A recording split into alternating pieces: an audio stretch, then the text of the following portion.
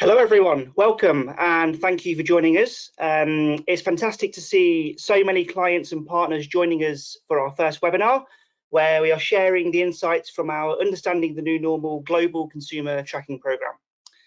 My name is Richard McLeod. I'm the Senior Client and Strategy Director for Metrics Lab based here in the UK. And I'll be talking to you today alongside my colleague Jay Pluhar, who leads our Global Impact team. We'll be presenting to you for around 30 minutes or so that should leave 5 or 10 minutes at the end for some Q&A. So if any questions come to mind as we move through the session, please pop them into the questions box, which you should see on the right-hand side of your screen, and we'll get to as many of those as we can at the end of the session. Our objective today, and also I guess our objective for the programme moving forwards, is to help clients address three major questions. The first of those questions is, how are people adapting? So can we identify the feelings, the needs, the behaviours that consumers have, and how they're changing both in the immediate term, but also in the longer term as well? Secondly, what does the future hold? So can we get a sense of which of these changes are likely to stick with consumers as we emerge from the crisis, but also in what ways might the world return to normal? And finally, what is the role that brands can and should be playing? We feel these are important questions to ask because, unfortunately, it does seem as though the pandemic, and certainly the impact of the pandemic, is likely to be with us for a long time. That means that brands need to keep one eye on the present. So what are the changes that you can make now to engage with consumers more effectively, but also one eye on the future? How can we prepare for a world as things start to return to normal? Encouragingly, the work that we've conducted so far does show that in both of these respects, brands do have a really important and potentially positive role to play in the lives of consumers. I won't dwell for too long on the methodology or the approach, but there are a couple of important points I wanted to draw your attention to on this particular page. So first of all, the information that we're sharing today was collected during April, but this is a year-long programme. As I've just said, we do anticipate that the impact of COVID-19 is likely to be long-lasting. So our ambition is to help businesses develop, but also evolve their plans as the situation changes. We're also trying to provide quite a holistic perspective. So that means that we're bringing together survey data alongside social insights, trusted external data sources, but also inspiring brand case studies as well. That 360 view allows us to understand how consumers are feeling and behaving, but also where brands can intersect. And finally, it's worth noting that today we're covering 17 markets. We feel that gives us really good coverage, both in terms of geography, but also in terms of providing different life stages of the pandemic. Those comparisons that we can make across countries are really powerful, and actually they can help us to plan for how the situation might evolve in the future. So now we'll head into the findings, and we're going to start with a perspective on how far consumers feel we are from normal. This can be quite a useful way of gauging consumer sentiment, consumer positivity, and it's something that we intend to monitor over time moving forwards. So we begin by asking to what extent consumers feel that life is returning to normal. The way to read this slide is to move from left to right. The further along to the right a country flag is, the closer to normal that country feels it is at the moment. And what we can see is a real range of responses across the different countries. There is a little bit of an east to west pattern. So we see countries like Vietnam, China, Thailand, Indonesia. These are the countries that are farthest to the right and therefore feeling closest to normal.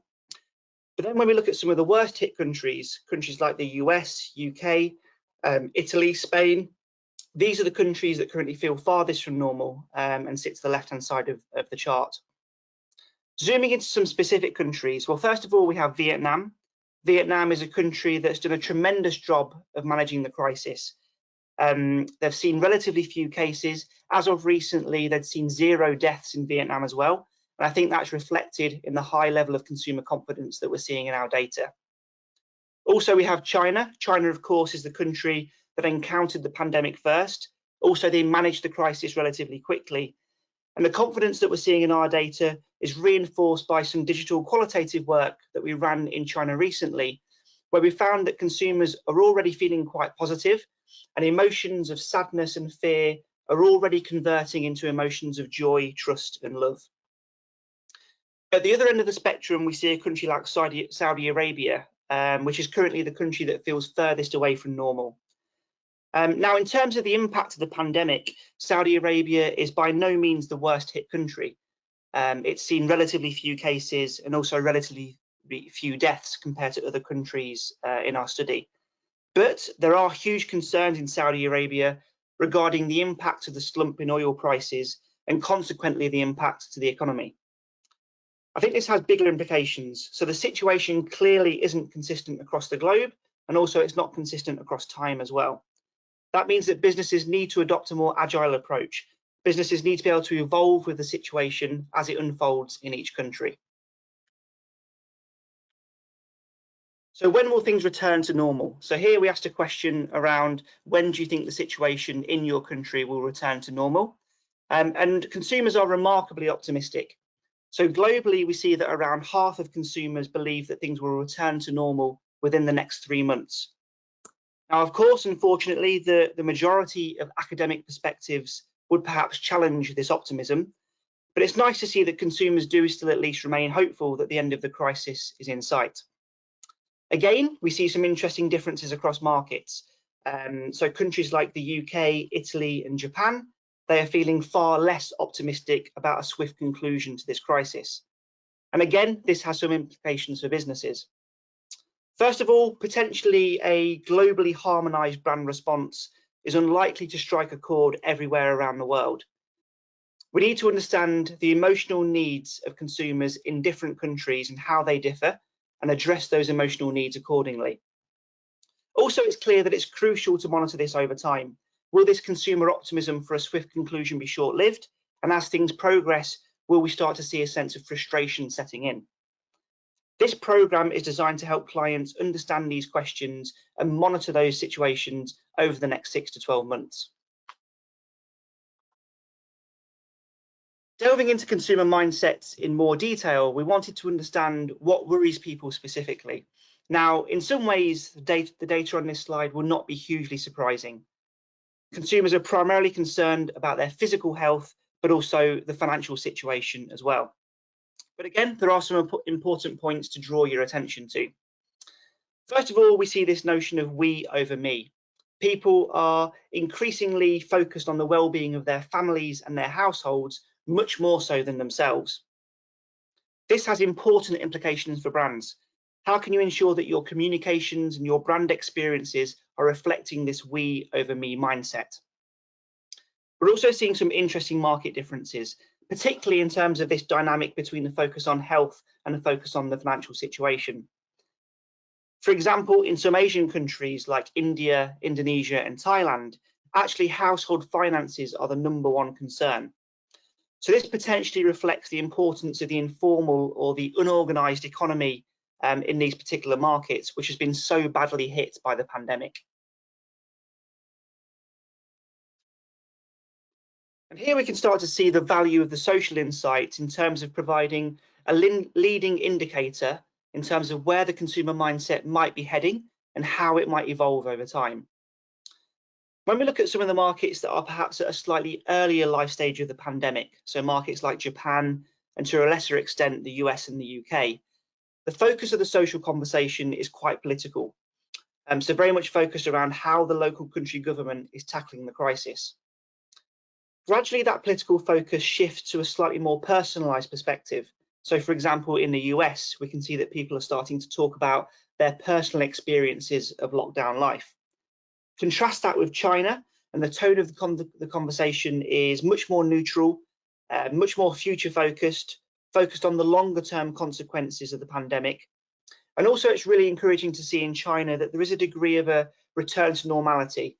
Conversations are starting to focus again on things like entertainment and TV shows that are capturing the public attention. Japan, again, provides an interesting example.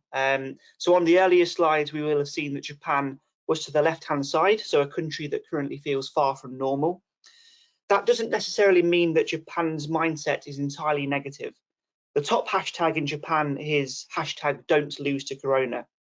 So we're seeing a real focus on raising morale and spreading positivity, And that contrasts quite sharply with the tone of the conversation in the US, which is much more negative. Again, this points to a need for businesses to be agile. The situation across the world is fragmented, it's evolving quickly, and businesses need to keep pace. So I'll now hand you over to Jay, who's going to take a closer look at how people are adapting and the role that brands can play. What I'd like to do now is we're just going to build off of what Rich just shared, and we're going to pivot a little. I think we all recognize that during these unique times, certainly there is a need for adaptation. And one of the things that we'll talk more about is adaptation is really kind of providing a fertile ground for both inspiration and creativity in terms of consumer behavior and some of those sorts of things. So we'll spend time discussing that. And certainly, I think as Rich indicated, there's certainly a opportunity for brands to help and provide support during these unique times. But also, I think our view is that there's some unique guardrails brands and companies certainly need to keep top of mind as they develop their COVID playbook and determine what role that they would like to play. So with that, let's move forward. You know, just as a starting point, we certainly wanted to get some perspective from people about in which ways they're adapting during these times. And certainly you could see the 4 areas that were paramount for people on a global basis. Some of it's not overly surprising, but there are a couple interesting wrinkles. On one hand, and this I don't think comes as a surprise for anyone, consumers are certainly adapting the personal hygiene habits. And one of the things that's interesting is that there's a dichotomy that we've uncovered. Certainly there's a way of keeping, I think, the virus at bay, if you will. So people are washing their hands, they're keeping their households more clean, they're doing what they can from a personal hygiene perspective to certainly keep things clean and certainly ward off the virus as best they can. But there's also a flip side of that. You could see one of our clients uncovered that as consumers were working from home, they have an average of 11 fewer occasions every week to, in this case, use Unilever products, but I think fundamentally to use personal care and beauty products to a lesser extent. It's interesting, and I think personally I could identify this with this. They're just letting some of the habits slide. So again, personal hygiene represents a very interesting dichotomy. On the right hand of the slide, you can see in orange, again, not necessarily overly surprising, but certainly there is a focus on myself and the family, more in the vein of this we versus me paradigm that Rich had mentioned around eating healthy and trying to do what you can to, I think, maintain your physical and kind of mental aptitude during these times.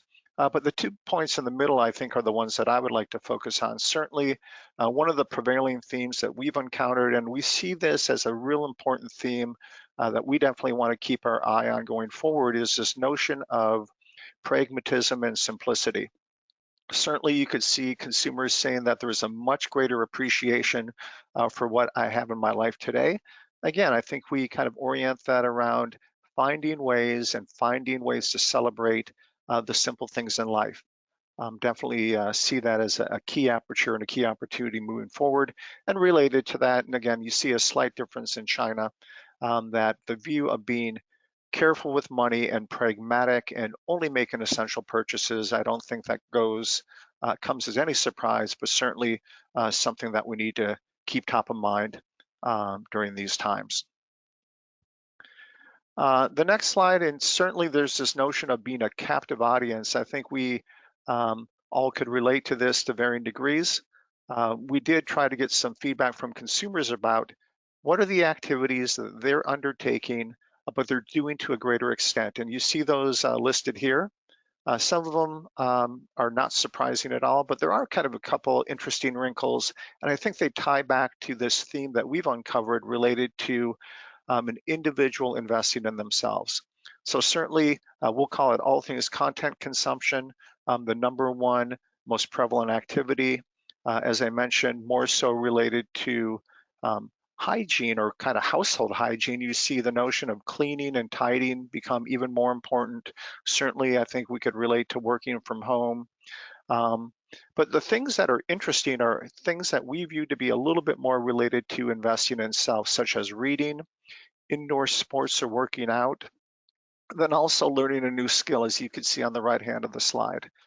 A couple examples of some companies that are, I think, figuring out ways to successfully leverage these apertures and really engage with consumers successfully in these captive audience situations. Certainly Netflix is doing a terrific job. Their business is going through the roof. They've added roughly 16 million new subscribers on a global basis. So certainly they're a company, as consumers are watching more content, to be successful at engaging with the consumer on their terms. But the thing that's really interesting is this notion of masterclass. And for those that aren't familiar, I would encourage you to go take a look. It's really fascinating what they built. And I think they're being very kind of smartly opportunistic in terms of seizing the moment that the captive audience has become. And as people want to invest more in themselves and learn new skills, masterclass is well poised to deliver against that.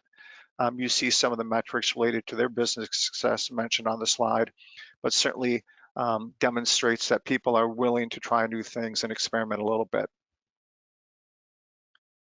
Here's an example, and I'm sure there's many more out there, of brands that are doing a terrific job meeting the consumer on their terms in meaningful and also what we're calling transparent ways. Again, this is a Nike example that ties into some of the activity in Europe, but it was also done on a more global basis.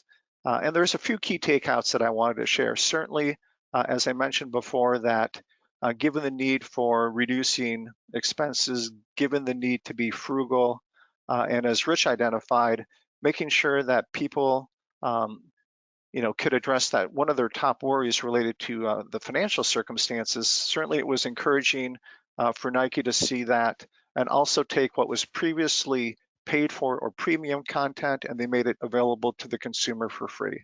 So certainly being able to do that was a great step forward. We also recognize that during these times, consumers probably don't have a lot of exercise equipment. They don't have weights, they don't have barbells. What they have in their basement or their garage is pretty minimal.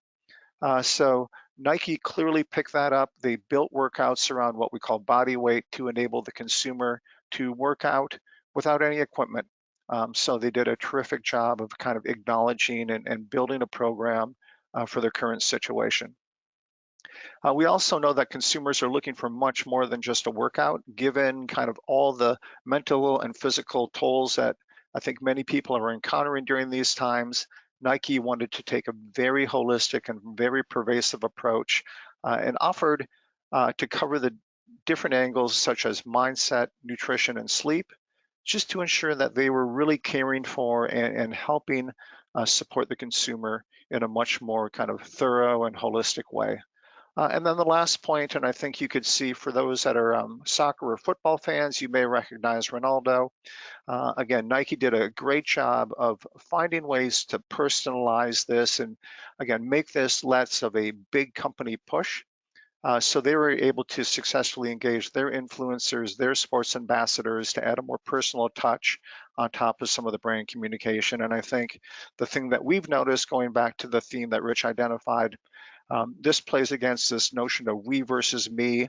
You see kind of a very kind of real and authentic Ronaldo. And it just, again, allows them to connect to the consumer and make it feel like we're all in this together, which is certainly a key theme to deliver at this point. We actually asked consumers, okay, now that we understand how you're adapting, how would you like and what do you need from brands during this time?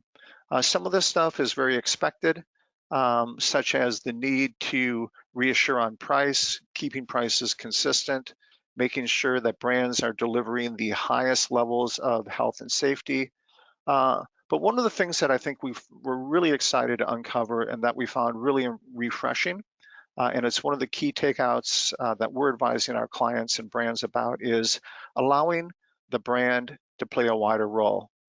Certainly it was terrific to see consumers really overtly say that they are looking for brands to entertain.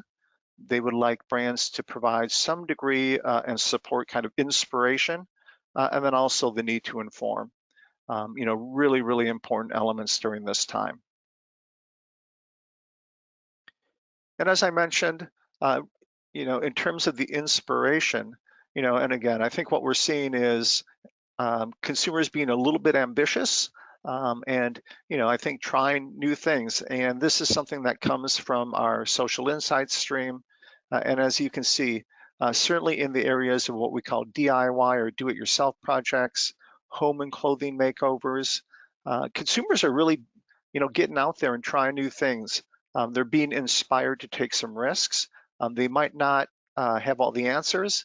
They might get in a little bit over their heads sometimes, but certainly we're really encouraged to see what we see: paint challenges, living room makeovers, things such as vintage clothes upcycling. And there's many more examples out there. But again, for brands in home improvement and apparel categories, this represents a really unique opportunity to provide support, to provide fuel for inspiration, and to be with consumers during these journeys, because clearly it's something that we see being very prevalent today, and actually we anticipate it continuing into the future as well.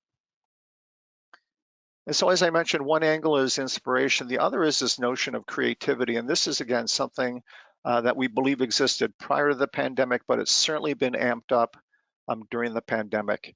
And it's been interesting to look at because we saw a lot of creativity coming through in the context of what we call alcohol and beverage category. There seems to be this new generation of newly minted mixologists, and they're experimenting. They're playing around, they're fostering creativity to develop new cocktails, put twists on existing things. And one of the things that I think blew me away is the prevalence of coffee. And for those that haven't seen it, you should go out and take a look. There's this drink called the Dalgona coffee. It's super good, sugary and sweet. And that's one of the things that people are trying their hand at creating that. They're adding their own personal twists, sometimes successfully, sometimes not. But they're also sharing their creations back on social platforms such as TikTok and other platforms to get the word out. And again, that's something that we were really surprised to see, and something that we believe is a key theme for brands to latch onto, and also to play a role in fostering creativity. Definitely a real pervasive trend. And as I mentioned, clearly there's a role for brands to play during the pandemic. And then on this, why don't we just zoom into the fourth point? And I think we all recognize that, there needs to be a very fine line between being business oriented while also making sure that that's not viewed to be overly opportunistic or exploitative. And so that's just, I think, a watch out or a key kind of guardrail businesses certainly need to keep top of mind as they look to engage and support consumers during these times. And here's a couple of examples. As you can see on the left, there's numerous brands on a global basis that we believe have gotten this right, if you will. You could see brands and businesses such as Gree and JD.com in China, Decathlon in France, Ambev in Brazil, are all companies where the consumer certainly picked up on a couple things. Number one, these companies have converted a lot of their manufacturing capability and a lot of their production capability to produce sanitizer, to produce masks, essentially items in need.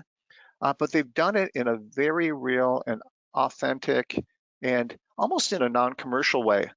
They did it because it was the right thing. They did it because they didn't seek financial benefit. It was just their ability to contribute and offer support. And certainly consumers picked up on that. An example of a company that eventually got it right, but initially didn't, is a Scottish-based brewer called Brewdog. And again, they had good intent.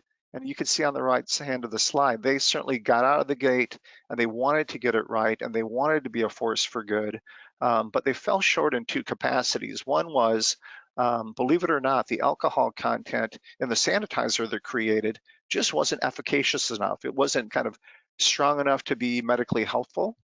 So they had to go back and retool and kind of, tweak their formulation, if you will, to make sure that it would deliver the alcohol content that was necessary to be truly a sanitizing agent. The second was related to consumer communication and PR. And believe it or not, consumers actually thought the company was being overly opportunistic and too heavily branded, when in reality, they were giving it away for free.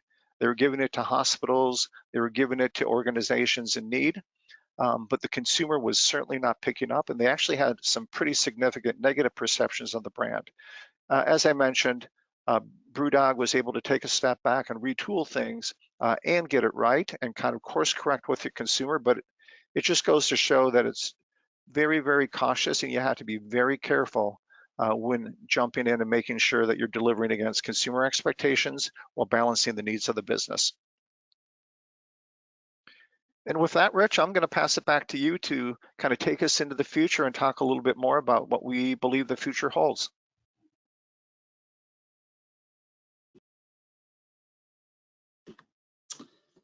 Thank you, Jay. Yeah, so as Jay said, our final section is oriented towards looking towards the future. So which of the changes in consumer attitudes and behaviours are likely to stick with us as we emerge from the crisis and ultimately become the new normal? Of course, predicting the future with any degree of certainty is very, very difficult, particularly now when it remains so unclear how long the pandemic and certainly the impacts of the pandemic are going to be with us. But I think we can still get a sense of consumer hopes and expectations for their lives in the future. And absolutely, this is a topic that we intend to delve into in more detail in the coming months.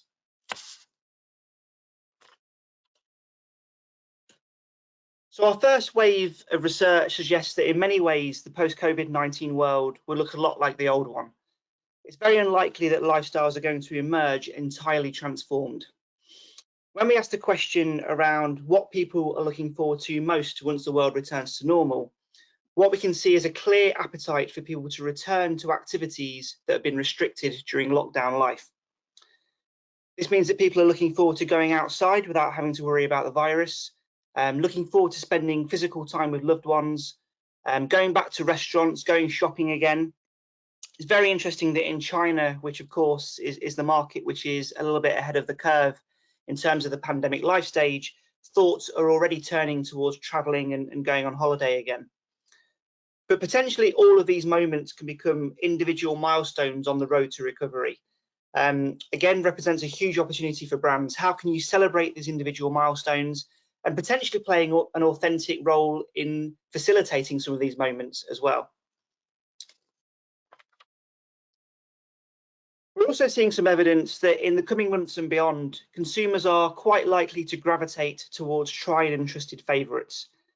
In a world of uncertainty, familiarity can be quite appealing. So in this context, what we're seeing is that local brands, but also trusted brands as well, are really well placed to benefit. Smaller brands and perhaps challenger brands are going to have to work much harder to provide consumers with a compelling reason to be chosen. This also has some interesting implications for businesses with large portfolios of brands. So now it might be a wise strategy, certainly in the short term at least, to focus on the brands that are the biggest brands in your portfolio, or perhaps the brands with the most equity, to sustain business performance in the short term. So we're not seeing a fundamental transformation, but perhaps what we are seeing is a clear acceleration of trends that might have been evident prior to the pandemic. It will come as no surprise then that when we ask the question around which shopping channels people expect to be using more in the future, it was the online shopping channels that were expected to be increasing, and perhaps the more traditional in-store shopping channels that people expect to be using less. Now more than ever, brands have to be ready for the acceleration of the digital economy. That means placing significant focus on the availability, but also the visibility of your brands across digital channels. And when we zoom into online grocery delivery specifically, and we ask people who have been using that shopping channel more frequently in recent times, whether they expect to continue using that shopping channel once things return to normal, overwhelmingly what we see is 2/3 of consumers saying yes. And that likely stickiness is particularly high in China and India. Now, in China, of course, we know that online shopping is already very, very well established. But what we are seeing is that innovation is continuing to elevate that customer experience in China even now. So big brands like Alibaba and JD.com have recently launched autonomous delivery vehicles, a fantastic and timely innovation that is protecting social distancing as these goods are being delivered, but also it's maintaining the business service even during times of staff shortage. In India, we've seen a huge spike in demand for the country's top two e-grocers, Big Basket and Grofers. And what's been great to see is that Uber have stepped up and they are now partnering with Flipkart, but also Big Basket to deliver essential goods. So again, we're seeing that innovation is playing a crucial role in protecting that online experience, even during times of unprecedented demand. And that encourages us and helps us to see that some of these trends are very likely to continue even as we emerge from the crisis. So now we're going to finish and leave you with 5 key themes from today, and then we'll move on to outlining some of the key implications for brands. First of all, it's been fantastic to see the high level of resourcefulness and creativity that consumers have shown in the face of adversity. Consumers are finding new ways of passing the time, new ways of working, new ways of connecting with others, and ultimately new ways of interacting with brands. It's also been nice to see that people are still finding the positives in some of this. So 3/4 of consumers now have a greater appreciation for what they have in their life today. And that means that during this time, simple, authentic joys are likely to strike a chord. We're also seeing the acceleration of the digital economy. So technology has absolutely been at the heart of enabling consumers to adapt to some of these changes so quickly. These are trends that we expect to continue, and brands have to be ready for that. At the same time, we are seeing some signs of a cautious consumer. So perhaps consumers being a little bit more frugal, consumers perhaps gravitating towards trusted favourites. And in this context, it's the local brands, the trusted brands, the popular brands that have the most to gain. Finally, we're seeing increasing consumer recognition of the importance of health and wellness. Again, brands have to keep pace with this, but also it represents an opportunity for brands to provide some guidance and some inspiration in this space. So what does this all mean for brands? Well, first of all, we very firmly believe that brands can and should be distinctive. Hopefully a clear theme that's come through today is that we are seeing that consumers have a wide range of needs and a wide range of priorities during this time. That means that brands absolutely can offer something to consumers beyond simply sympathy and understanding. Brands should be distinctive. They can find authentic ways to communicate around these different needs and priorities. We're also seeing a big opportunity and perhaps actually a license from consumers for brands to inject some fun and some humour into the conversation. So people absolutely are looking for entertainment during this time, and brands can play a really strong role in that. We've also seen that people are looking forward to individual milestones on the road to recovery. These are small wins that can be celebrated, and brands can find an authentic role in celebrating and facilitating these individual moments. Another theme that has come through today, I hope, is that it's very clear that businesses need a strategy that goes way beyond just advertising. Consumers want to know what are the tangible actions that businesses are taking to deal with these changes and how businesses are making consumers' lives easier and better. This means that we need a plan that goes beyond the 30-second TV ad. What are the actions that your business is taking? What are the experiences that you're providing for consumers? And finally, we've seen that consumers really are leading the way in terms of creativity. They're finding new ways of using and interacting with brands. And again, this represents a huge opportunity for businesses to have a two-way dialogue with consumers. How can you celebrate what your consumers are doing, but also provide guidance and inspire that creativity? We also wanted to mention that as part of this programme, we aim to provide clients with ongoing information and support that can help you to navigate this crisis. And within that, we're developing a range of thought pieces that delve into certain topics in more detail. The first of those thought pieces tackles the question of advertising during COVID-19. And actually, it picks up on a couple of the ideas presented here, particularly the opportunity for brands to be distinctive and to address that wide range of consumer needs and priorities that we've seen. And we also tackle this idea around how to avoid blandly conforming to the COVID-19 advertising playbook that I'm sure many of you will be familiar with. So if you haven't seen this thought piece yet, your Metrics Lab contact will be in touch to share this thought piece with you shortly. We also wanted to talk to you about the opportunity to shape the content of this programme moving forwards. So as we've mentioned, this is a year-long programme. We'll be focusing on different areas and different topics as the situation evolves. And after today, your Metrics Lab contact is going to get in touch and talk to you about which of our proposed topics is going to be most interesting and most relevant for you moving forwards. The first of those proposed topics is one of the data points that we saw right at the start of the presentation, around this idea that optimism amongst consumers for a quick recovery is actually quite high at the moment.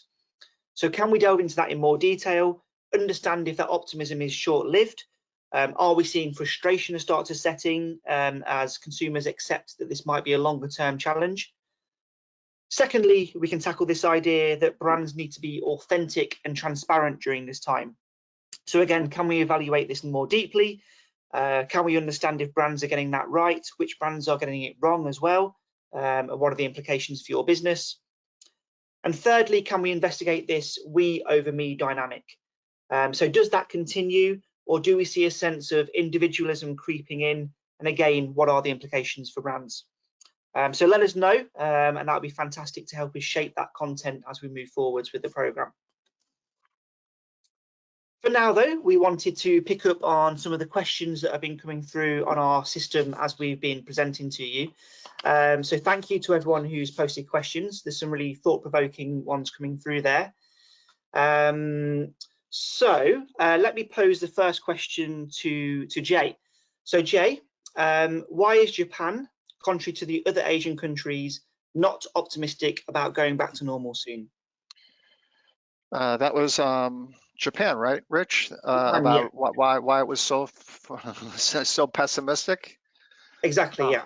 That's a great question. I mean, I think one of the things when we were looking at the data, I think we saw, certainly a couple outliers. I think one was Saudi Arabia, that I think Rich commented on earlier in the presentation. But one of the other outliers, again, we were a little bit surprised by, I think, was Japan.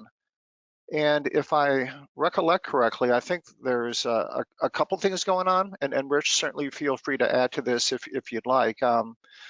One was, and I don't think this is anything the US or other European markets have encountered yet, but I believe Japan encountered what they call a second wave of the virus in early April. So I think there was a little bit of a step up in terms of that reoccurring. They had thought they had kind of made their way through it. But that second kind of wave contributed, I think, to some extent around maybe not having the true sense of optimism. I believe in terms of when the government mandated, I think what was viewed to be kind of a very rigorous and draconian isn't the right word, but a very severe set of restrictions, which I believe were to last at least a month. That was communicated in early April as well. I believe Tokyo and some of the other cities had their highest death toll to date in early April. So just thinking out loud, I think perhaps the spike up in the virus, the government measures, the kind of the gloomy news associated with the death toll, I think you put all that together, I think that's probably what's contributing to it. I think the other thing, and this is more subjective, just based on point of view, is there's the Tokyo Olympics. I think, that was one of the last real big events that was originally postponed and then canceled. I think having that just kind of taken from Tokyo and taken from Japan and in a way forcibly moved until the next calendar year, I think, you put all that together, and I don't think it's any surprise as to why Japan might be so negative or pessimistic. That's just kind of my feeling about based on everything we've seen. Super, thank you, Jay. Second question that's come through from a couple of different people actually is related to this topic of advertising. So broadly around the theme of whether we think that brands should be advertising during this time, or why do we think brands should be advertising during this time, and what are some of the pros and cons. So thank you to the people who posed that question. Certainly this is something that is picked up in the thought piece that will be shared with you soon, but I'm very happy to pick up on a couple of those points now. First of all, it's important to recognise that, of course, this is a really tough time for a lot of businesses. So in response to that, a number of businesses are reducing their advertising spend or pulling that advertising spend entirely. And of course, there's a number of factors that are driving that. Partially it's around trying to deliver a short-term boost to profits. But I think as well, there is perhaps a fear that at the moment consumers might not accept advertising from brands, potentially a feeling that businesses should be reallocating their resources elsewhere rather than spending it on advertising. Our view in relation to this question is very, very firmly that brands can and should continue to advertise.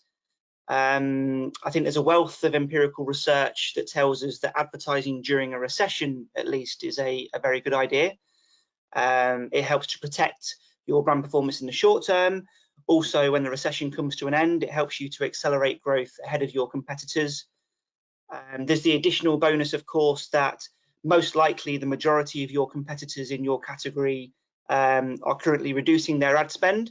So that means that by simply maintaining your levels of spend, actually what you're doing is you're increasing your share of voice. So the ROI related to that spend will only increase. Specifically around this pandemic, the data from our new normal tracker tells us that actually consumers are very happy for brands to continue advertising. They see no problem with that. And in fact, consumers do expect to see a role from brands, and they're quite happy for that. They believe that brands can play a positive role in their lives. And I think that's validated by a number of other data sources as well. So our perspective now actually is that potentially this debate is moving from a question of if my brand should be advertising to how should my brand be advertising. And potentially that is the trickier question. Our view, again, is something that we picked up in the conversation earlier, is that now is the time to be distinctive.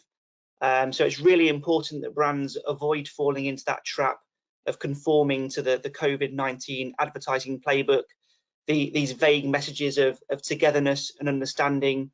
They simply won't cut through, and they're unlikely to strike a chord with consumers as well. There's a big opportunity there. We're seeing that consumers have lots of different needs, lots of different priorities.